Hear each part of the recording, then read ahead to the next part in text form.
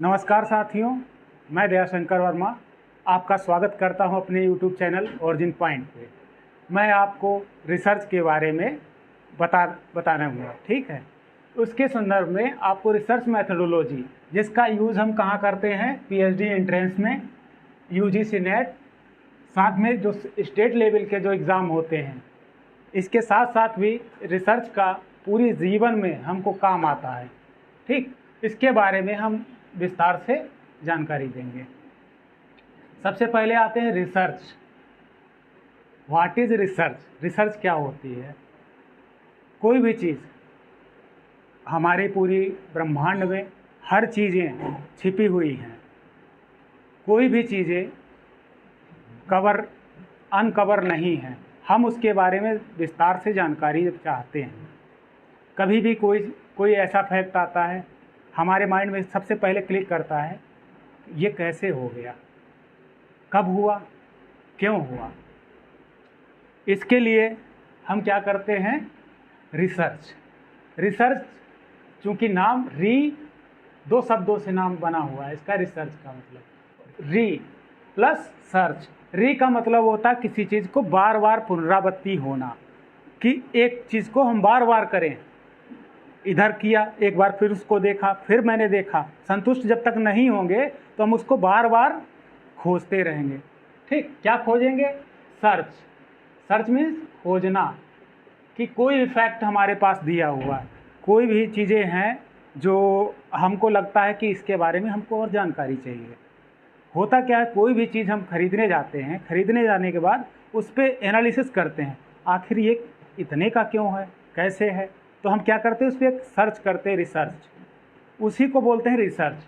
तो रिसर्च आज का शब्द नहीं है, ये हमारे ऋषि मुनि वगैरह सब जितने थे, हमेशा कुछ ना कुछ खोज करते रहते। लोगों ने बताया कि महात्मा बुद्ध चले गए वहाँ पे कंदराव में, सारनाथ में, उन्होंने उपदेश दिया। उन्होंने क्या किया? ज्ञान की प्राप्ति की, ठीक। ज्ञान की प्राप्ति ही जो है, इसको क्या है? खोज करना, ठीक। फिर आते हैं एम ऑफ रिसर्च। अब कोई भी हम काम करते हैं बिना उद्देश्य के तो करते नहीं हैं। हमने कोई भी काम किया तो उसका कोई फाइंड आउट होना चाहिए, रिजल्ट आना चाहिए। तो रिसर्च करने के बाद हमने काम कर लिया, हमने कोई चीज़ खोज ली, लेकिन उसका कोई यूज ना हो तो क्या करेंगे? तो यूज नहीं होगा तो उसके लिए सबसे पहले तो सोशल, हमारे समाज के लिए हमारी रिसर्च का क्या बेनिफिट है, ठीक। दूसरा आता है कि अगर हम रिसर्च करेंगे किसी के बारे में तो ढेर सारे नए नए फैक्ट हमारे पास खोज के आएंगे। जैसे एक एग्जांपल है, सबसे पहले हमारे पास ये मोबाइल, ठीक। मोबाइल सबसे पहले जब हमारा 2005 में हमारे इंडिया में इंट्रोड्यूस हुआ तो ये सब फ़ोन नहीं हुआ करते थे। छोटा सा फ़ोन आता था नोकिया का, बहुत ढेर सारा महंगा होता था। जिसके पास आ जाता था, लोग क्या करते थे, भैया तुम्हारे पास फ़ोन है, हमको देखना कैसा फ़ोन होता है, कैसे बात होती है। तो हर व्यक्ति एक्सेस नहीं कर पाता था।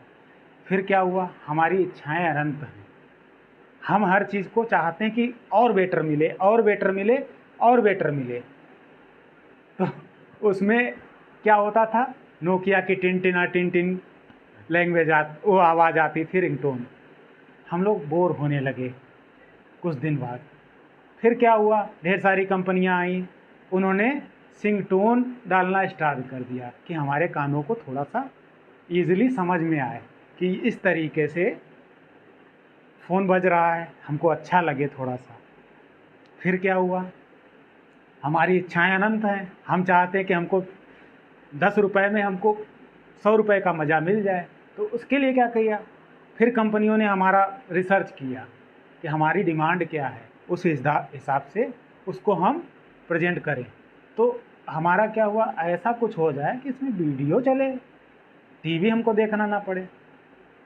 कंपनियों ने रिसर्च किया कि इसमें क्या हम सुधार कर सकते हैं।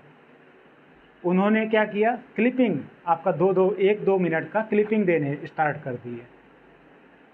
तब उसके बाद फिर अब क्या करें, फिर कंपनियों ने रिसर्च किया। उसके बाद उन्होंने क्या किया, एक मल्टीमीडिया दे दिया, आपका बहुत ज़्यादा 512 MB का एक मेमोरी कार्ड भी देने लगे। उसमें बहुत ज़्यादा वीडियो वगैरह ऑडियो वगैरह नहीं स्टोर होते थे, ठीक है, क्योंकि टेक्नोलॉजी उतनी विकसित नहीं, डेवलप नहीं थी। क्यों नहीं थी? हमको यूज ही नहीं था। तो धीरे धीरे क्या हुआ, उन वीडियो को देखना हमने स्टार्ट किया, वीडियो को स्टार्ट किया, फिर हमारी इच्छाएं फिर बढ़ती चली गई। अब क्या करें, ऐसा कुछ हो कि हमको स्टोर ना करना पड़े। स्टोर, जो स्टोरेज हमारे पास पर्याप्त वही 512 MB ही था, फिर 1 GB आया, 2 GB आया, इस तरीके से कैपेसिटी बढ़ती गई। अब हम चाह रहे थे कि हमको स्टोर भी ना करना पड़े, देखना पड़े। यूट्यूब, जैसे आपको हम यूट्यूब पे बता रहे हैं, तो यूट्यूब पे कुछ ऐसा पहले सिस्टम नहीं था फ़ोन पे, तो ढेर सारे फ़ोन ऐसे लॉन्च हुए जिसमें ये इंटरनेट की व्यवस्था स्टार्ट हो गई। अब उस पर हमने देखा कि कंटिन्यू चल रहा है कोई चीज़, तो हमको बहुत अच्छा लगा। फिर हम क्या हुआ, बटन दबाते दबाते, क्योंकि कीपैड ही चल रहा था तब, कोई जनरेशन ऐसी नहीं आई थी कि हम बटन से चलाते चलाते थक जाते थे। अब इंसान क्या क्या ऐसा क्या है यार, हम बोल दें या कुछ ऐसा कर दें जिससे कि हम इजीली एक्सेस कर पाएँ। कंपनियों ने फिर से रिसर्च करना स्टार्ट कर दिया, बताइए कैसे हम इनकी समस्याओं को दूर करें। फिर क्या हुआ, अब कुछ कंपनियों ने आपका टच फ़ोन स्टार्ट कर दिया। टच फ़ोन स्टार्ट करने से हम क्या हुआ, ऐसे आपको आए, दबाया, ओपन हो गया, बहुत इजीली, बहुत आनंद आया हमको। लेकिन फिर क्या हुआ, इससे भी हम बोर होने लगे, वर्जन आने लगे। पहले छोटा सा आता था टच, फिर बड़ा सा, फिर हम टैब के रूप में इतना बड़ा सा करने लगे कि हमको थोड़ा सा बड़ा चाहिए, दिल मांगे मोर, ठीक। फिर हमारा क्या हुआ, अब क्या स्थितियां हैं, हम लोग बोर हो गए इसको रख के, यार वजन इतना कहाँ ढो के ले जाएंगे। ढेर सारे बैंड टाइप से आने लगे, जिसमें हम क्या करते हैं,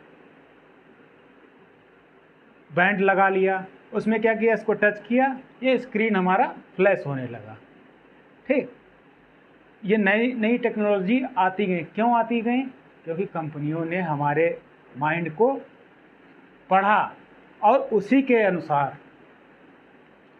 अनुसार हमारी नई नई रिसर्च करके हमारे लिए नई नई प्रोडक्ट लॉन्च करते गए। इससे क्या हुआ, क्योंकि वो चाहते, रिसर्च का मतलब ही आपको मैंने बताया है कि रिसर्च जो होता है हमारे उपयोग के लिए, हमारे समाज के लिए उपयोगी हो। कोरोना काल, कोविड में क्या हुआ, हमको पता नहीं था ये बीमारी क्या है क्या नहीं है, तो हमको कुछ प्रिकॉशंस दिए गए कि आपको हैंड वॉश करते रहना है, ये करते रहना है, आपको डिस्टेंस मेंटेन करनी है। और इसके साथ साथ फिर धीरे धीरे क्या हुआ, इसका वैक्सीन भी नहीं था। साइंटिस्ट ने क्या किया, इसके सिम्टम को देखा, सिम्टम को देखने के बाद ढेर सारी चीज़ों पे एनालिसिस किया। एनालिसिस करने के बाद एक फैक्ट निकला कि इस चीज़ का एंटीडोज कैसे बनेगा। तो ये सब काम जितने संभव हो पाए हैं तो हमारी रिसर्च से, ठीक। फिर आते हैं नेचर ऑफ रिसर्च। अब नेचर, हर व्यक्ति चाहता है कि इसका नेचर पता करें। नेचर यानी प्रकृति। रिसर्च की प्रकृति क्या होती है, ये फुल्ली साइंटिफिक होती है। साइंटिफिक क्या होती है, साइंस के जितने स्टेप होते हैं, किसी चीज़ समस्या का समाधान कैसे निकलेगा, स्टेप बाय स्टेप, ठीक। स्टेप बाय स्टेप जो नॉलेज मिलता है उसको हम साइंस बोलते हैं, और वही साइंस जो है इसमें हम अप्लाई करते हैं रिसर्च में। हम ऐसा नहीं है कि हमने बाद में काम कर लिया। जैसे सपोज करिए, एग्जाम्पल है कि हमको खाना बनाना है, तो सब्जी वगैरह कुछ बना रहे हैं, तो उसको पका हुआ पहले हम नहीं ला सकते। सबसे पहले इसको कट करना पड़ेगा, धुलना पड़ेगा, मसाले मिलाने पड़ेंगे, ये सब करना पड़ेगा। तो एक स्टेप बाय स्टेप नॉलेज, पहली सीढ़ी से हमको चढ़ना स्टार्ट करेंगे, फिर अंतिम सीढ़ी तक चढ़ जाएंगे, ठीक है।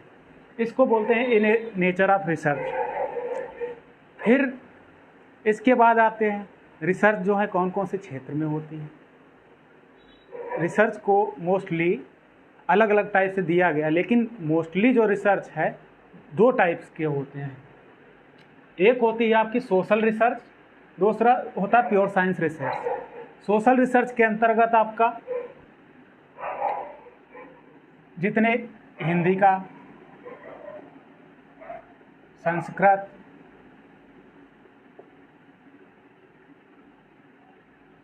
इंग्लिश, कॉमर्स और जितने भी आपके मानविकी के विषय जितने आते हैं, इनके बारे में जब रिसर्च हम करते हैं तो ये सोशल रिसर्च होते हैं। चूँकि सोशल रिसर्च इसको क्यों कहते हैं, क्योंकि इनका डायरेक्टली इम्पैक्ट कहाँ पे होता है, हमारे समाज पे।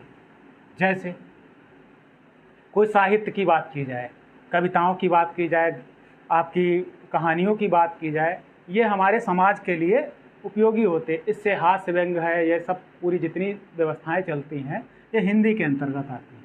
संस्कृत, चूँकि ढेर सारे मंत्रोच्चार हैं और ये सब क्या है, इनसे हमारा अटैचमेंट रहता है, हमारी एक पूजा पद्धति है, इसके लिए हमारे ढेर सारे मंत्र और उच्चारण वगैरह इनका इंक्लूड किया जाता है, ये हमारे समाज के लिए काम करते हैं।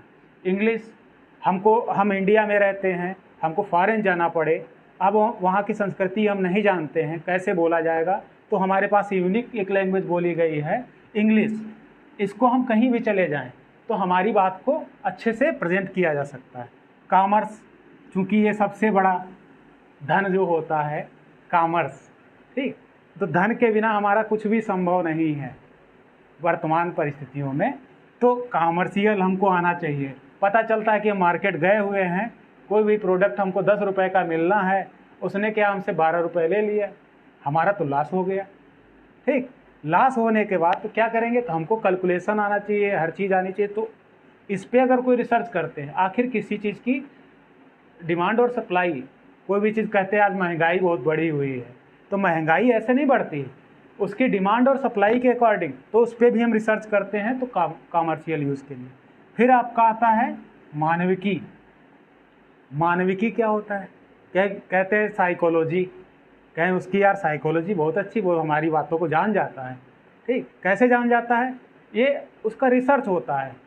और आपने कभी न कभी घर पे जो आपके वो आते हैं ज्योतिष शास्त्र वाले, आपका हाथ देख के बताते हैं कि अरे आपको इतना लाभ मिलने वाला है, ये लाभ मिलने वाला है।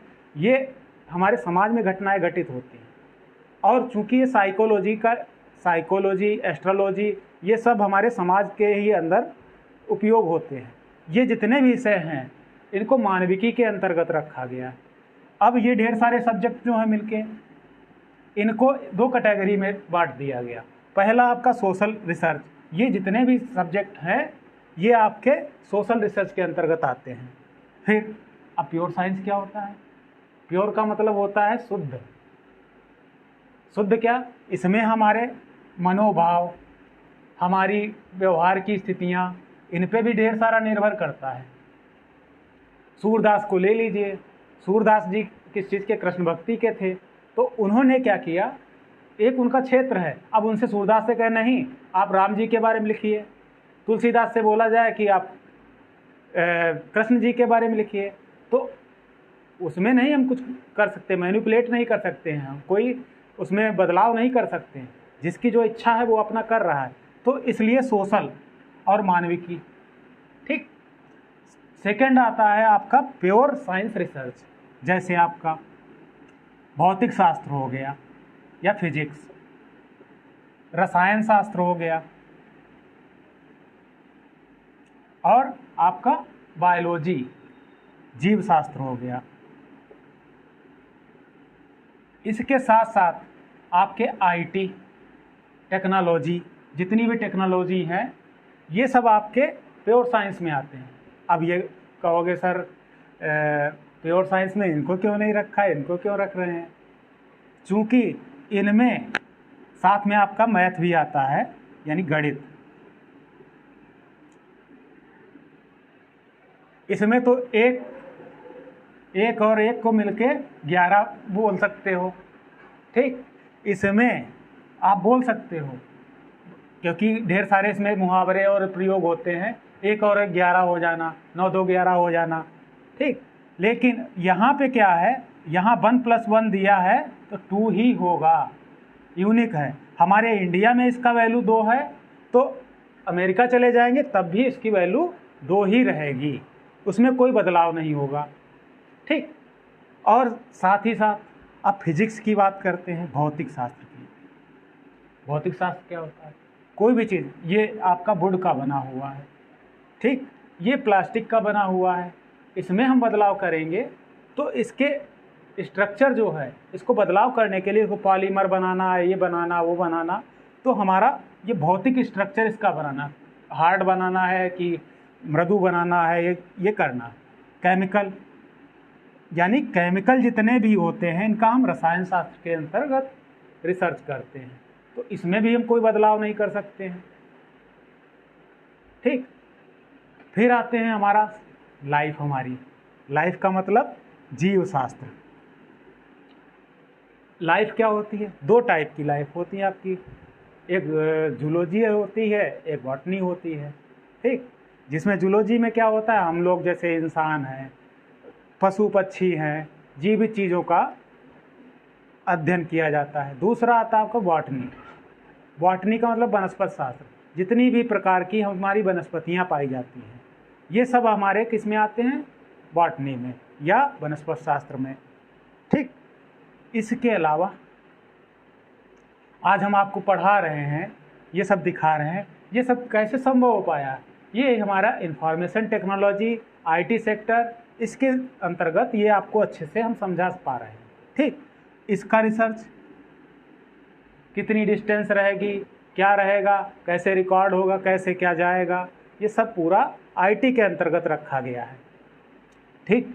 अब रिसर्च, इनका यूज क्या होता है, हम कैसे करते हैं, इसको हम विस्तार से नेक्स्ट क्लास में आपको बताएंगे। Thank you.